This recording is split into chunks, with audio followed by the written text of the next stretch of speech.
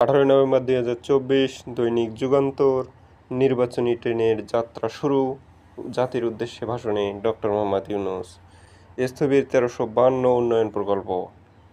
খেলাপি ঋণ 3.25 কোটি টাকা। কালবেলা কপাল খুলেছে বঞ্চিত 1645 কর্মকর্তার। যায় দিন শিবিরের 7 নেতাকে গুম ও নির্যাতনের অভিযোগ ট্রাইব্যুনালে। আমাদের সময় অত্যাবশ্যকীয় সংস্কারের পর কাঙ্ক্ষিত নির্বাচন। কণ্ঠ রিসিভার নিয়োগে শিল্প আরও রুগ্ন। ইত্তেফাক বাংলাদেশের রাজনীতিতে সব দলের সমান অংশগ্রহণ চায় যুক্তরাজ্য।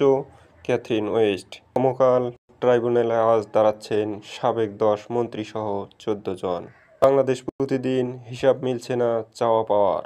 দৈনিক প্রথম আলো। অত্যাবশ্যকীয় সংস্কার শেষেই নির্বাচন। ব্যাংক থেকে লুট করা টাকা এখন খেলাপির খাতায়। ফল নিষিদ্ধের বিধান আসছে আন্তর্জাতিক অপরাধ আইনে।